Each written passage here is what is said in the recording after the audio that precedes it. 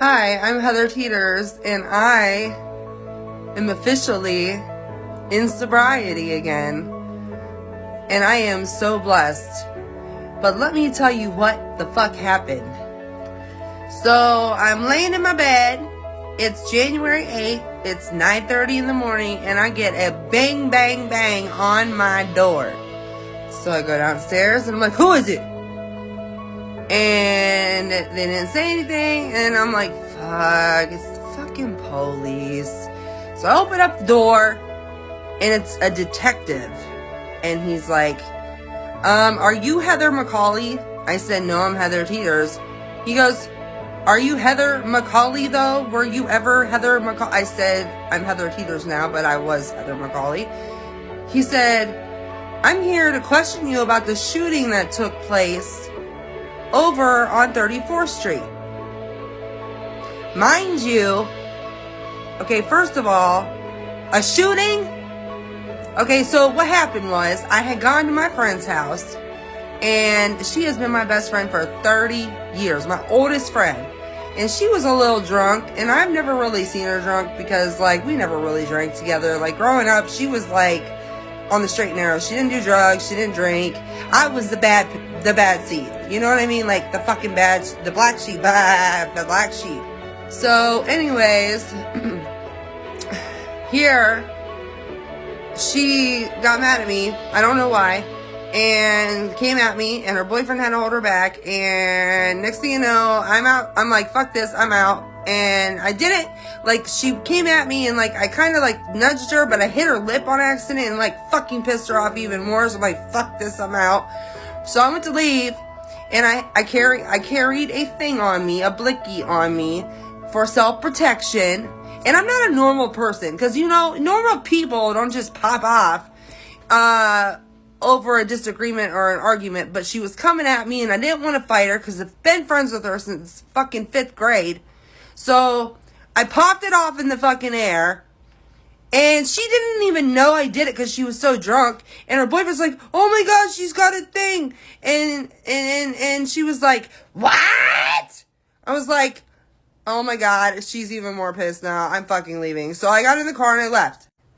Well, anyways, the neighbor, mind you, I live in a neighborhood where if I would have did what I did, nobody would have said shit, because that's just the way it is. But in the neighborhood I was in, there was a Karen, and I'm not saying it's okay what I did. It's not okay, but there was a Karen, and the Karen called the police, and Heather, me, hi, I didn't pick up the thing that came out of the thing, and so they had the thing with my stuffs all over it.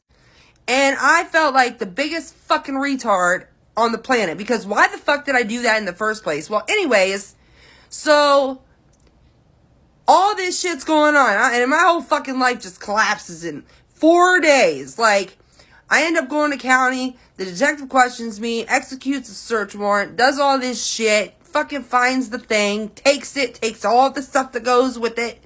So now I don't have nothing for self-protection. And he's like, you know, if you're honest with me, ma'am, that's fine. But if you make me work, I'm going to throw everything I have at you. But right now, you just have an aggravated menacing charge. I'm like, okay, that's cool. What is that? He's like, it's a misdemeanor. Okay, cool.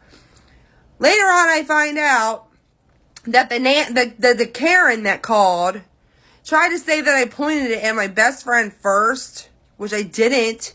That was not true. So needless to say, I'm sitting in jail. And I'm thinking I'm getting out on on my own recognizance, because I haven't, you know, that did not fucking happen. So I ended up in jail again, mind you, I haven't been in trouble in 11 years. Just got my record expunged last year. Nothing on my record. Finally was, like, super excited to move forward, get a job that, like, I'm supposed to be in that field, like marketing and sales and customer service, all the things that you can't fucking work in when you have a felony.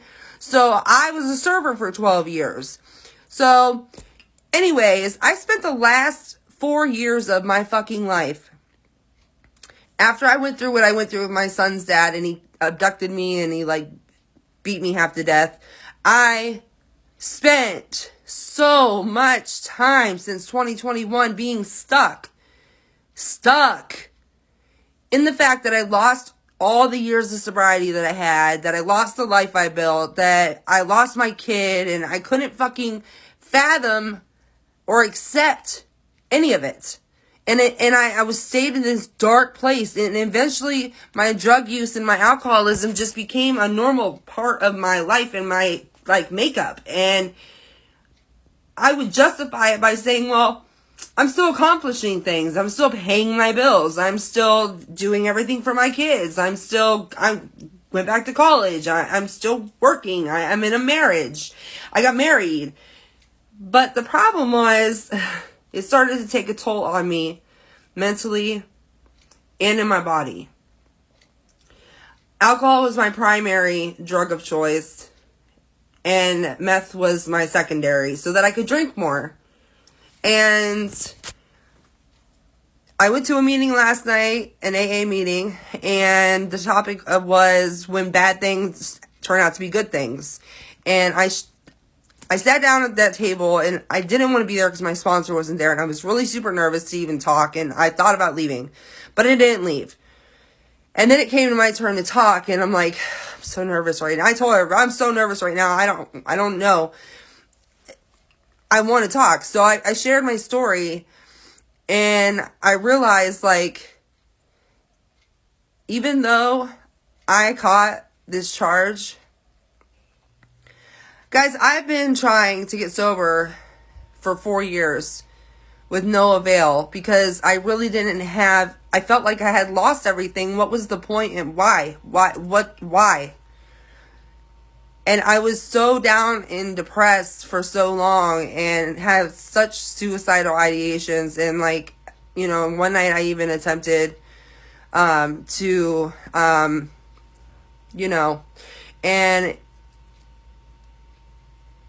this time around, when I went in jail, I opened up the Bible and I asked God to please share a message with me. If there's something that you want me to know, please tell me. And I opened it up to Psalms 143.